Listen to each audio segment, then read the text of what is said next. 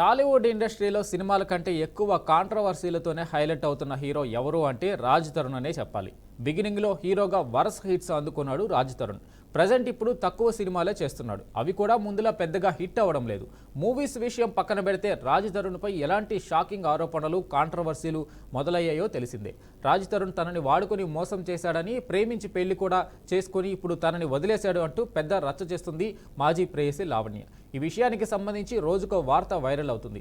ప్రస్తుతం లావణ్య ఉంటున్న రాజ్ తరుణ్ ఇంటిని ఆమె వదిలి వెళ్లాలని రాజ్ తరుణ్ తల్లిదండ్రులు లావణ్య ఉంటున్న ఇంటి ముందు వాగ్వాదానికి దిగారు. ఇల్లు తమదంటూ రాజ్ పేరెంట్స్ వెళ్లగా ఇక్కడ మీకు ఏ ఇల్లు లేదంటూ వారిని బయటకు పంపించింది లావణ్య. దీంతో రాజ్ తరుణ్ పేరెంట్స్ ఆ ఇంటి ముందు ధర్నాకు దిగారు. ఇంతలోనే మరో ట్విస్ట్ ఏంటి అంటే రాజ్ తరుణ్ లావణ్య పెళ్లి చేసుకుని అత్తామామలకు బట్టలు పెట్టి కాళ్లకు నమస్కరిస్తున్న వీడియోలో చక్కర్లు కొడుతున్నాయి.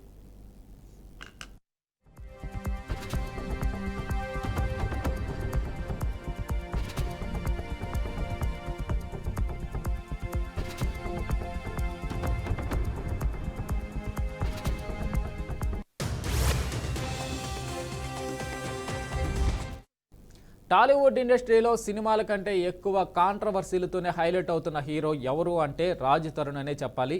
బిగినింగ్లో హీరోగా వరుస హిట్స్ అందుకున్నాడు రాజ్ తరుణ్. ప్రజెంట్ ఇప్పుడు తక్కువ సినిమాలు చేస్తున్నాడు. అవి కూడా ముందులా పెద్దగా హిట్ అవ్వడం లేదు. మూవీస్ విషయం పక్కన పెడితే రాజ్ తరుణ్పై ఎలాంటి షాకింగ్ ఆరోపణలు, కాంట్రవర్సీలు మొదలయ్యాయో తెలిసిందే.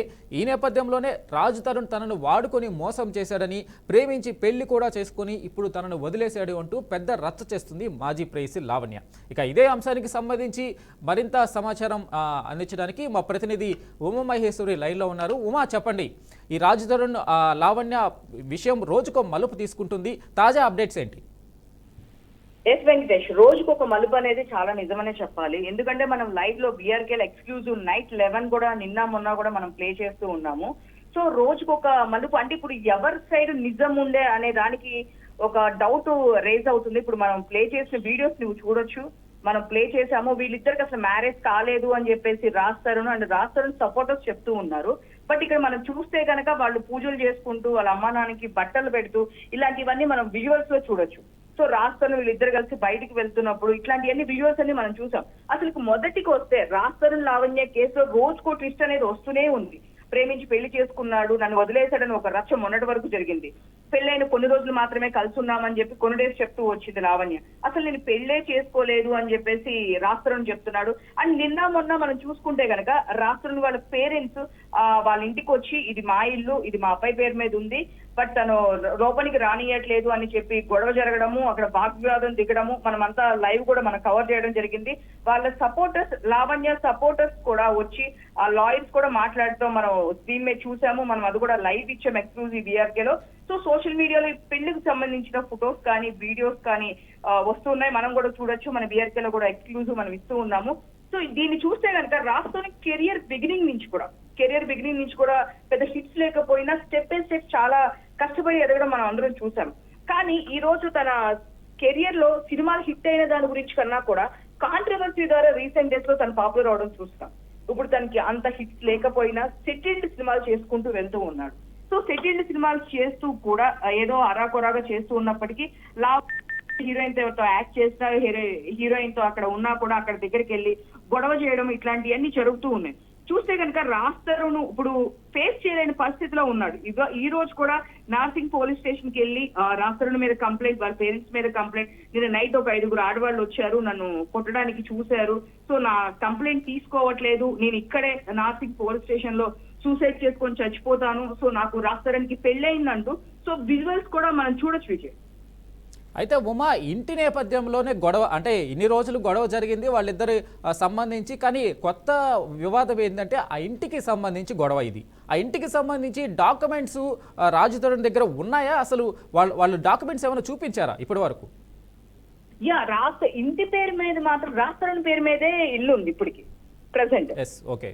సో కాకపోతే లావణ్య దాంట్లో కాంట్రిబ్యూషన్ నేను డబ్బులు కూడా ఇచ్చాను, ఇద్దరం కలిపి మేము తీసుకున్న ఇల్లు. ప్రూఫ్ ఏమన్నా చూపించిందా ఇంతవరకు లావణ్య? వెంకటేష్ ఇప్పుడు వరకు ప్రూఫ్ లాంటివి ఏం చూపించలేదు. ప్రూఫ్స్ ఉన్నాయి. వాళ్ళ ఫాదర్ గాని తను గాని మాట్లాడుతూ లావణ్య ఫాదర్ రామారావు గారిని కూడా మనం క్వశ్చన్ చేయడం అడిగింది. ₹1,00,00,000 మేము ఇచ్చాము, 80 లక్షలు ఒకసారి ఇచ్చాను, మిగతా అమౌంట్ కొన్ని రోజుల క్రితం ఇచ్చాను, ₹1,00,00,000 ఇచ్చారని ఒక కారు కూడా కొనిచ్చానని మన లావణ్య ఫాదర్ రామారావు గారు చెప్పారు. దానికి సంబంధించిన ప్రూఫ్ మేము మీకు చూపించాల్సిన అవసరం లేదు, కోర్టులో సబ్మిట్ చేస్తాము అని డే 1 నుంచి మాట్లాడుతున్నారు తప్ప ఎలాంటి ప్రూఫ్స్ అనేది లేదు. ఇక్కడ లావణ్య వాళ్ళు కాకోకుండా వాళ్ళ అత్తగారు అంటే రాజ్ వాళ్ళ అత్తామామకి ఇప్పుడు ఎలా డిస్కషన్ వచ్చింది, పెళ్లి అయిపోయిందని చెప్తుంది కాబట్టి రాజ్ వాళ్ళ ఫాదర్ మదర్ వచ్చేసి లేదు ఇది అసలు మేము ఇల్లు కొనలేదు, రాజ్ ఒక 3 సినిమాలు చేస్తే రెమ్యునరేషన్ బదులు ఆ నార్సింగ్ లోని కోకాపేట దగ్గర ఒక విల్లా ఇచ్చారు. అప్పుడులో అది ₹1,00,00,000 అండ్ సో ఇప్పుడు 12 కోట్లు ఉంది. సో దాని వాల్యూ ఎక్కువ ఉండడం వలన మాత్రమే లావణ్యకి తనకి ఎట్లాంటి సంబంధం లేదు. ఇప్పుడు ఆ 12 కోట్లు ఫస్ట్ క్యాష్ ఇవ్వమని డిమాండ్ చేసింది, మేము ఇవ్వకపోవడం వలన ఇప్పుడు ఆ ఇంటి కోసం మాతో ఇలా గొడవ పడుతుంది అని చెప్పేసి చెప్పడం జరుగుతుంది. రైట్ ఉమ్మా, థ్యాంక్ యూ.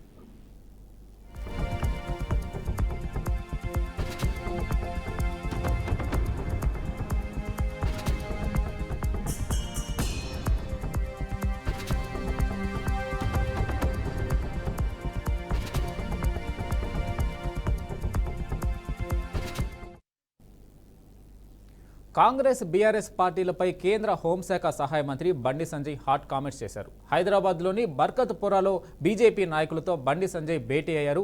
కాంగ్రెస్ బీఆర్ఎస్ పార్టీలపై ఆరోపణలు చేశారు. ప్రజాస్వామ్యంలో ఉంటూ ఎమ్మెల్సీ ఎన్నికలకు దూరంగా ఉంటారా అని మండిపడ్డారు. 15 నిమిషాలు టైం ఇస్తే హిందువులను చంపేస్తామన్న మజ్లీస్ను గెలిపించేందుకు కుట్ర చేస్తారా అని సీరియస్ అయ్యారు. మజ్లీస్ మాటలకు హిందూ సమాజం అంతా రగిలిపోతుందని అన్నారు. విప్పుకు బయటపడి ఓటింగ్కు దూరమైన మజ్లీస్కు ఓటేసినా మీ రాజకీయ భవిష్యత్తు కథమే అని కార్పొరేటర్లకు సూచించారు. వక్ఫ్పై మజ్లీస్ బహిరంగ సభకు కాంగ్రెసే కారణమని అన్నారు. కాంగ్రెస్ నేతలు స్పాన్సర్ చేస్తేనే మజ్లీస్ నేతలు సభ పెట్టుకోగలిగారని తెలిపారు. లోకల్ బాడీ ఎలక్షన్స్ ఎమ్మెల్సీ ఎన్నికల్లో కూడా గౌరవ కార్పొరేటర్లకు అప్పీల్ చేస్తున్న బీఆర్ఎస్ పార్టీ కాంగ్రెస్ పార్టీ విప్పులు ఏం పనిచేయ ఇంకా 6 నెలలే మీరు మీ అధిష్టానాలు కాంగ్రెస్ పార్టీ గాని బీఆర్ఎస్ పార్టీ గాని మీ అధిష్టానాల మాటలు నమ్మి మీరు ఎంఐఎంకు సపోర్ట్ చేసే ప్రయత్నం చేస్తే ఓటింగ్ కు రాకుండా ఉండే ప్రయత్నం చేస్తే మీ డివిజన్లలో హిందువులు మాత్రం నెక్స్ట్ ఎన్నికల్లో మిమ్మల్ని ఓడగొట్టడం ఖాయం. మీ రాజకీయ భవిష్యత్తు మొత్తం సర్వనాశనం అవుతుంది. ఇంకా 6 నెలల కోసం మీరు చూస్తారా? నెక్స్ట్ భవిష్యత్తు చూస్తారా? మేమైతే వదిలిపెట్టాం. మేము ఎంఐఎం పార్టీని కూకట్టి వేళ్లతో పెకిలించడానికే మేము ఉన్నాం. కానీ మీ కాంగ్రెస్ పార్టీ బీఆర్ఎస్ పార్టీ ఆది నాయకత్వం అంతా కూడా ఈ భాగ్యనగరాన్ని ఎంఐఎం పార్టీకి ఇవ్వడానికి ప్రయత్నం చేస్తున్నది. ఎన్నికలను బహిష్కరించినా కూడా ఇండైరెక్ట్ గా ఎంఐఎం పార్టీ సపోర్ట్ చేసినట్టే. ఒక డ్రామా ఇది, పొలిటికల్ డ్రామా ఇది. మీ డివిజన్లలో 80% హిందువులు ఉన్న విషయాన్ని మీరు గుర్తుంచుకోండి. కార్పొరేటర్లకు మేము మీకు వ్యతిరేకంగా విమర్శిస్తలే. మేము ఎంఐఎం పార్టీకి వ్యతిరేకంగా ఓటేయండి, ఓటింగ్ లో పాల్గొనండి మేము అప్పీల్ చేస్తున్నాం. మేము ఎక్కడ కూడా హిందూ యూత్ గాని హిందూ సమాజం గాని ఇప్పటికే ప్రెషర్ బాగా వస్తున్నది. మాకు విపరీతమైన ఫోన్లు వస్తున్నాయి ఆయా డివిజన్ నుంచి. అరే 15 నిమిషాల సమయం ఇస్తే నరికి చంపుతున్నారు మమ్మల్ని ఎంఐ పార్టీ. అటువంటి పార్టీకి మా కార్పొరేటర్ ఓటేస్తాడా? అటువంటి పార్టీకి బీఆర్ఎస్ కాంగ్రెస్ సపోర్ట్ ఇస్తుందా? మా దేవులను అవమానపరిచిర్రు, మా గోమాతను వధిస్తున్నారు. అటువంటి ఎంఐఎం పార్టీకి బీఆర్ఎస్ కాంగ్రెస్ పార్టీ సపోర్ట్ చేస్తాయా? మా హిందూ సమాజాన్ని చీల్చే ప్రయత్నం చేస్తున్నారు. అటువంటి ఎంఐఎం పార్టీకి BRS party Congress party support చేస్తారా? వాళ్ళని గెలిపిస్తారా అని చెప్పి హిందూ సమాజం ఈ భాగ్యనగర్ లో చాలా ఆగ్రహంగా ఉన్నారు. ఆయా కార్పొరేటర్ల మీద ఒత్తిడి తీసుకొస్తారు గ్యారంటీ. ఇప్పటికే స్టార్ట్ అయింది చాలా డివిజన్లలో కూడా. ఇంతకుముందు సమావేశం జరిగినప్పుడు చాలా మంది మా డివిజన్ అధ్యక్షులు చెప్తున్నారు, అన్న మా డివిజన్లలో హిందూ సమాజం అంతా ఒకటైంది. Hyderabad local body elections MLC ఎన్నికల్లో కూడా గత 5 ఏళ్లలో పోలీసు శాఖలో జగన్ ప్రభుత్వం నియామకాలు చేపట్టలేదని హోంమంత్రి అనిత అన్నారు. గుంటూరు రేంజ్ పరిధిలో పోలీసు ఉన్నతాధికారులతో హోంమంత్రి అనిత గుంటూరులోని పోలీసు కార్యాలయం వేదికగా సమీక్షా సమావేశం నిర్వహించారు. అనంతరం మీడియా సమావేశంలో మాట్లాడుతూ మాజీ మంత్రి రోజా వంటి వైసీపీ నాయకుల అసభ్యకర వ్యాఖ్యలు, విమర్శల తీరు వారి సంస్కారానికి నిదర్శనమన్నారు. వైసీపీ నాయకులు పోలీసులను కూడా బెదిరించి అప్పర్ హ్యాండ్ తీసుకోవాలనుకుంటున్నారు. మాజీ ఎంపీ గోరంట్ల మాధవ్ను ఉద్దేశించి హోంమంత్రి మండిపడ్డారు. గోరంట్ల మాధవ్ విషయంలో పోలీసుల పొరపాటు ఉందని తేలినందునే సస్పెన్షన్ చేసినట్లు స్పష్టం చేశారు. లో ఉన్న ఆల్ డిస్ట్రిక్ట్స్లో నెల్లూరు, పల్నాడు, ప్రకాశం డిస్ట్రిక్ట్, బాపట్ల అండ్ గుంటూరు అన్ని జిల్లాల తాలూకా ఎస్పీస్ అదేవిధంగా డిఎస్పీస్ అందరినీ కూడా ఈరోజు ఒక రివ్యూ చేయడం జరిగింది. ఓవరాల్గా ఇప్పుడు జరుగుతున్న సిచ్యువేషన్స్ని బేస్ చేసుకొని ఈ క్రైమ్ విషయంలోని కానీ, అదేవిధంగా పోక్సో కేసెస్లో కానీ, ఉమెన్ రిలేటెడ్ కేసెస్ విషయంలోని కానీ, అదేవిధంగా ప్రాపర్టీ అఫెండర్స్ విషయంలోని కానీ, ఇవన్నీ కూడా ఎంతవరకు మనం సాల్వ్ చేసుకోగలిగాం, ఇంకా ఎంతవరకు సాల్వ్ చేసుకోవాలి, ఇంకొంచెం ఎఫెక్టివ్గా పోలీసింగ్ అనేది ఎలా జరగాలి అనే ఉద్దేశంతో ఈరోజు ఐజీ గారి ఆధ్వర్యంలో ఈరోజు ఒక రివ్యూ మీటింగ్ పెట్టుకోవడం జరిగింది. దానికి ఆల్ ఎస్పీస్, ఒక నెల్లూరు ఎస్పీ గారు మాత్రమే కొంచెం సిక్ అవ్వడం వల్ల రాలేకపోయారు. అందరూ ఆల్ ఎస్పీస్ వచ్చారు. ఈరోజు మనం చూసుకుంటే ఇక్కడ మనకి ఇదేంటంటే హార్ట్ ఆఫ్ ద సిటీ, మనకి స్టేట్ లాగా మనం ఫీల్ అవ్వాలి ఈ రేంజ్. ఎస్పెషల్లీ గుంటూరు, మనకి అమరావతి ఏరియా, అదేవిధంగా ఏపీ సెక్రటేరియట్, హైకోర్టు, రాబోయే కాలంలోని ఈ యాక్చువల్గా ఇక్కడ చాలా సిటీ మనకు డెవలప్ అవుతున్న ఇటువంటి సిచ్యువేషన్. ఎస్పెషల్లీ అటువంటి గ్రామాల్లోనే ఎవరైనా బయట వ్యక్తులు వస్తున్నారా, వెళ్తున్నారా, ఎప్పుడు వస్తున్నారు, ఎప్పుడు వెళ్తున్నారు, అలాంటి వాటి మీద కూడా నిఘా ఏర్పాటు చేసుకునే పరిస్థితి కూడా వచ్చింది. అంటే అంత డీప్ లెవెల్లో ఈరోజు పోలీస్ వ్యవస్థ అనేది పనిచేయటమే కాదు, ఎక్కడ కూడా నేరాలు జరగకుండా చూసుకోవాల్సిన బాధ్యత కూడా మనం. అర్హులైన పెన్షన్దారులను గుర్తించకుండా పెన్షన్ ఇవ్వకుండా కూటమి ప్రభుత్వం వంచన చేస్తున్నారు వైసీపీ నేత మజ్జీ శ్రీనివాస్. గ్రామాల్లో ఉపాధి హామీ డబ్బులు రాక పేదలు తిండి తినలేని పరిస్థితి ఉందన్నారు. ఉపాధి హామీ పనుల్లో కనీస వేతనాన్ని కూడా ఇవ్వడం లేదని మండిపడ్డారు. భోగాపురం విమానాశ్రయానికి సంబంధించి కూటమి ప్రభుత్వం వచ్చిన దగ్గర నుంచి చేసిందేమన్నా ఉందా అంటే మజ్జీ శ్రీనివాసరావు ప్రభుత్వాన్ని ప్రశ్నించారు. కూటమి ప్రభుత్వం అర్హులైన పెన్షన్దారులకు ఎక్కడా కూడా ఒక్క రూపాయి కూడా నిధులు విడుదల చేయకుండా, అర్హులు గుర్తించకుండా, అర్హులు పెన్షన్ ఇవ్వకుండా ఈ ప్రభుత్వం ఏ రకమైన వంచన చేస్తుంది పెన్షన్దారులకి. ఓ పక్క 60 సంవత్సరాలు ఎన్ని వాళ్ళు ఉన్నారు, వితంతువులు ఉన్నారు, లేదు డిజేబుల్డ్, ఇటీవల కాలంగా ప్రమాదవశాత్తు గురైన వాళ్ళు కానీ, లేదా ఆరోగ్యపరంగా ఇబ్బందులు పడుతున్న వాళ్ళు కానీ, ఇలాంటి పెన్షన్దారులందరినీ ప్రభుత్వం గుర్తించలేని పరిస్థితిలో కనీసం సర్వే కూడా చేయకుండా, ఎంతమంది అర్హులు ఉన్నారో కూడా కనీసం ప్రభుత్వం దగ్గర ఎలాంటి డేటా కూడా లేకుండా ఉండే పరిస్థితి ఉందంటే ఒక రోజుకి లబ్ధిదారులు చాలా రకమైన ఇబ్బందులు పడతా ఉన్నారు. తక్షణమే దీని మీద ఒక కార్యాచరణ చేస్తాం, ఈ ప్రభుత్వం గుర్తించి తీసుకొస్తాం. రాష్ట్ర స్థాయిలో మా జిల్లా గారి దృష్టికి కానీ, లేదు మా శాసనమండలి తరఫున సత్యనారాయణ గారి దృష్టికి ఇప్పటికే తీసుకెళ్లాం. దీని మీద కార్యాచరణ చేస్తాం. తప్పకుండా లబ్ధిదారులందరినీ తీసుకొచ్చి ప్రభుత్వం మీద ఒత్తిడి చేసి ఖచ్చితంగా వారి పెన్షన్ ఇచ్చే కార్యక్రమాన్ని చేస్తామని చెప్పి త్వరలోనే మీ ద్వారా తెలియజేస్తాం. ఎక్కడా కూడా వారి ఉపాధి వేతనం అందించే పరిస్థితి లేదు, దానికి సమాధానం చెప్పే పరిస్థితి లేదు. కొన్ని కనీస వేతనం తీసుకుంటే ఇవాళ 307 రూపాయలు, ఈ కొత్త ఫైనాన్స్ దీనికి వస్తే 307 రూపాయలు, గతంలో అయితే 300 రూపాయలు. ఇవాళ మీరు రైల్వే చేసిన పత్రికా సోదరులందరూ కూడా అన్ని మండలాలకు వెళ్ళండి, ఎక్కడా కూడా 100 రూపాయలు, 50 రూపాయలు, 150 రూపాయలు ఇవాళ కనీస వేతనం వచ్చే పరిస్థితి. ఇవాళ వేతనదారునికి 300 రూపాయలు వారికి కనీస వేతనం ఇవ్వాలనే నిబంధన ఉంది.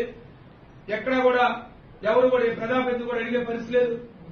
ఇవాళ వేతనదారులు చూస్తా ఉంటే గ్రామాల్లోకి వెళ్తే ప్రజలు అనేక ఆర్థిక ఇబ్బందులు పడుతూ. కూటమి ప్రభుత్వం కుట్రలతో మేయర్ పీఠం దక్కించుకుందన్నారు ఎమ్మెల్సీ కుంభా రవిబాబు. చంద్రబాబు జీవితం అంతా కుట్రలు కుతంత్రాల రాజకీయమే చేశారని మండిపడ్డారు. రాజకీయ పరంగా నీచానికి దిగజారింది దేశ చరిత్రలో చంద్రబాబు ఒక్కరేనే అన్నారు. కూటమి నేతలు ధర్మం గెలిచిందని మాట్లాడుతున్నారని, వాస్తవానికి కుట్రలు, ప్రలోభాలు, డబ్బు గెలిచాయని అన్నారు. ప్రభుత్వం ప్రజాస్వామ్యాన్ని కూనీ చేసిందని ఆగ్రహం వ్యక్తం చేశారు. కూటమి అనేక రకాలైనటువంటి కుట్రలతోటి మేయర్ పీఠాన్ని హస్తగతం చేసుకునే ప్రయత్నం చేసింది. చంద్రబాబు గారి రాజకీయ జీవితమే కుట్రలు కుతంత్రాలతోనే ప్రారంభమైనటువంటి రాజకీయ జీవితం ఇది. అన్ని సందర్భాల్లో అధికారాన్ని దుర్వినియోగం చేస్తూ, అడుగడుగునా ప్రలోభాలకు గురి చేస్తూ ఆయన రాజకీయ జీవితం మొత్తం జరుగుతూనే ఉంది. స్థానికంగా బలం లేకపోయినా కూడా స్పష్టమైనటువంటి తీర్పు గత ఎన్నికల్లో వైఎస్ఆర్ కాంగ్రెస్ పార్టీకి విశాఖ ప్రజలు ఇచ్చారు. అయినా కూడా మేయర్ మీద అవిశ్వాస తీర్మానం ప్రవేశపెట్టే నాటికి వాళ్ళకి నమ్మకం లేదు. ఏ విధంగా కార్పొరేటర్లని భయభ్రాంతులకు గురి చేశారు, ప్రలోభాలకు గురి చేశారనేది గత నెలలో నుంచి ప్రత్యక్షంగా చూస్తున్నాం మనం. ఇంత రాజకీయపరమైనటువంటి నీచానికి దిగజారడం అనేది దేశ చరిత్రలో ఒక చంద్రబాబు నాయుడు గారికే దక్కుతుంది. అది నిజానికి ఇవాళ వైఎస్ఆర్ కాంగ్రెస్ పార్టీ నుంచి కూటమిలోకి వెళ్లినటువంటి కార్పొరేటర్లు ఇవాళ విశాఖపట్నంలో ఉన్నటువంటి ప్రజానికం వాళ్ళ గురించి ఏం మాట్లాడుతున్నారనేది తెలుసుకుంటే సిగ్గుతో తలవంచవలసినటువంటి పరిస్థితి వాళ్ళకుంటుంది. నీతికి నిజాయితీకి నిలబడి వైఎస్ఆర్ కాంగ్రెస్ పార్టీ నుంచి మేము గెలిచాం, మీరు ఎన్ని ప్రలోభాలకు గురి చేసినా కూడా లొంగవని నిజాయితీగా నిలబడి ఉన్నటువంటి వైఎస్ఆర్ కాంగ్రెస్ పార్టీ కార్పొరేటర్ని ఇవాళ వైఎస్ఆర్ కాంగ్రెస్ పార్టీ మనస్ఫూర్తిగా వాళ్ళని అభినందిస్తుంది. రాబోయే రోజుల్లో వాళ్ళని రాజకీయంగా మరింత బలోపేతం చేయడానికి పార్టీ తప్పకుండా కృషి చేస్తుందని పెద్దలు కూడా తెలియజేస్తున్నారు. చాలా దురదృష్టం. ఈ విజయాన్ని కూటమి నాయకులు బహిరంగంగా ధర్మం గెలిచింది, న్యాయం గెలిచిందని మాట్లాడటం అనేది చాలా సిగ్గుచేటు. ఏ విధంగా ధర్మం గెలిచింది? డబ్బుతోటి, రాజకీయ ఒత్తిళ్లతోటి. ఆర్కే ఫిల్మ్స్ బ్యానర్పై తెరకెక్కిన సీఎం పెళ్ళాం సినిమా రిలీజ్ డేట్ ఖరారైంది. మే 9వ తేదీన విడుదల కానుంది. గడ్డం రమణారెడ్డి దర్శకత్వంలో వస్తున్న ఈ సినిమాను స్టార్ డిజిలోన్స్ అధినేత యువ నిర్మాత బొల్లా రామకృష్ణ నిర్మించారు. పక్కా ఫ్యామిలీ ఎంటర్టైనర్గా రూపొందిన ఈ సినిమాలో అగ్రనటులు జయసుధ, సుమన్, ఇంద్రజ, అజయ్తో పాటు పలువురు నటీనటులు యాక్ట్ చేశారు. రైతుల కష్టాలను సినిమాలో వివరించారు. అంతేకాదు ఒక సీఎం పెళ్ళాం సీఎం అయితే ఎలా ఉంటుంది, ఎలాంటి పరిణామాలు ఎదురవుతాయి అనే అంశాలను ఫోకస్ చేశారు. ఇప్పటికే ప్రిన్స్ హెన్రీ ఇచ్చిన మ్యూజిక్ అందరినీ అలరిస్తుంది. మరోవైపు సినిమా ఖచ్చితంగా విజయం సాధిస్తుందని చిత్ర బృందం విశ్వాసం వ్యక్తం చేస్తుంది.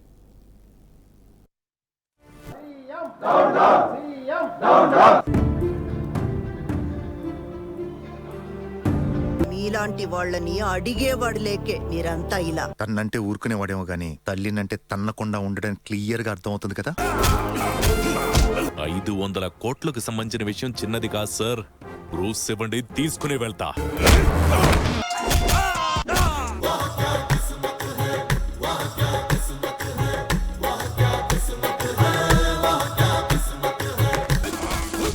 సీఎం గా సపోర్ట్ చేస్తున్న స్టాంపుల తలోంచి సంతకాలు పెట్టాలంటే నా వల్ల కావట్లేదు మేడం.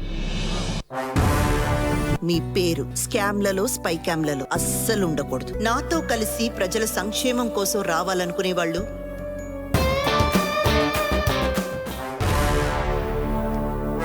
సీఎం పెళ్ళాం ఇక్కడ. బాగా ఆలోచించే నిర్ణయం తీసుకున్నారా? అవును మేడం. చిన్న ఫైల్ నుంచి పెద్ద ఫైల్ వరకు నా ముందు పెట్టి సంతకం పెట్టు, లేకపోతే సపోర్ట్ ని విత్డ్రా చేస్తాను. ఈ 18 నెలలు మీరు అంటుంది 10వ. మీ పేరు స్కామ్లలో, స్పైకామ్లలో అస్సలు ఉండకూడదు. నాతో కలిసి ప్రజల సంక్షేమం కోసం రావాలనుకునే వాళ్ళు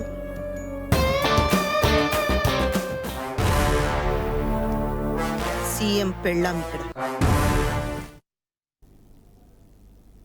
హైదరాబాద్ బంజారాహిల్స్లోని నిమ్స్ ఆసుపత్రిలో జరిగిన అగ్ని ప్రమాదంపై ఆసుపత్రి యాజమాన్యం స్పందించింది.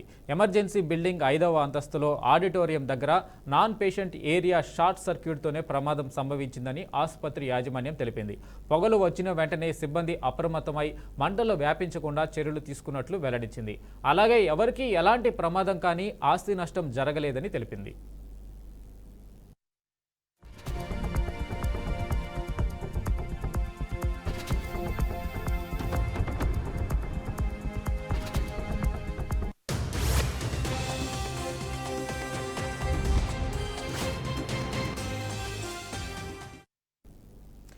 వక్ఫ్ సవరణ చట్టంలో పలు అంశాలపై కాంగ్రెస్ సహా ఇతర విపక్ష పార్టీలు లేవనెత్తిన అంశాలకు సుప్రీంకోర్టు కూడా ప్రాధాన్యం కల్పించిందని కాంగ్రెస్ అధ్యక్షుడు మల్లికార్జున ఖర్గే అన్నారు. వక్ఫ్ ఆస్తులపై వివాదాన్ని సృష్టించేందుకే ప్రభుత్వం వక్ఫ్ బై యూజర్ అంశాన్ని లేవనెత్తిందన్నారు. పార్టీ జనరల్ సెక్రటరీలు, ఇన్ఛార్జీల సమావేశంలో ఆయన పాల్గొన్నారు. ప్రతీకార రాజకీయాల్లో భాగంగానే ఈడీ ఛార్జ్ షీటులో సోనియా, రాహుల్ పేర్లను పేర్కొన్నారని ఆరోపించారు. పెద్ద కుట్రలో భాగంగానే నేషనల్ హెరాల్డ్ కేసులో ఈడీ దాఖలు చేసిన ఛార్జ్ షీటులో సోనియా, రాహుల్ గాంధీ పేర్లను పెట్టారని తెలుస్తుందన్నారు. ఎవరి పేర్లు పెట్టుకున్నా భయపడే ప్రసక్తి లేదన్నారు. దీనికి 2-3 రోజుల ముందే ఢిల్లీ, లక్నో, ముంబైలోని నేషనల్ హెరాల్డ్ ఆస్తులను అటాచ్ చేశారని చెప్పారు. ప్రతీకార రాజకీయాల్లో భాగంగా ఇవన్నీ జరుగుతున్నాయనడంలో ఎలాంటి సందేహం లేదని కాంగ్రెస్ అధ్యక్షుడు ఖర్గే పేర్కొన్నారు.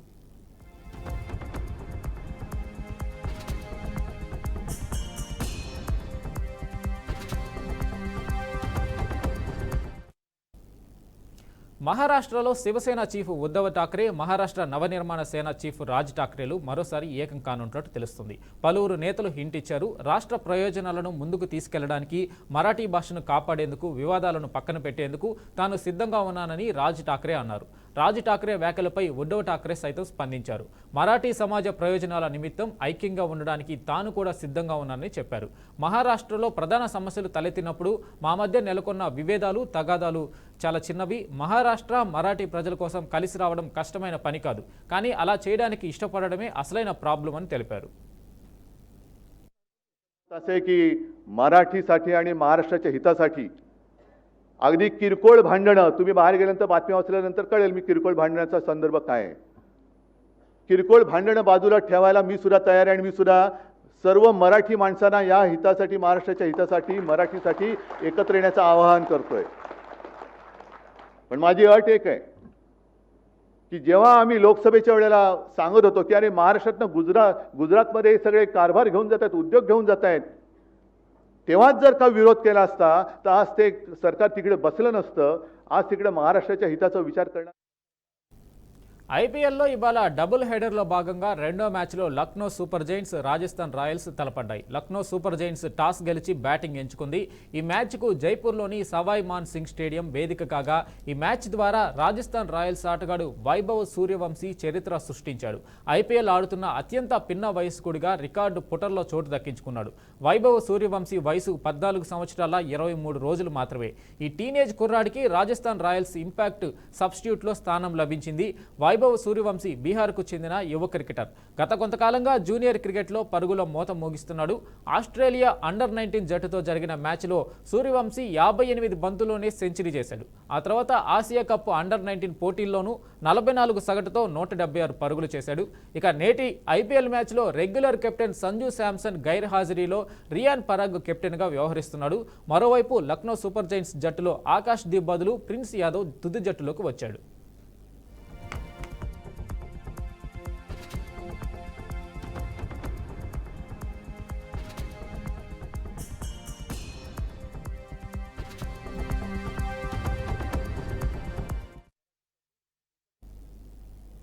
ఇవి bulletin updates. Keep watching BRK news.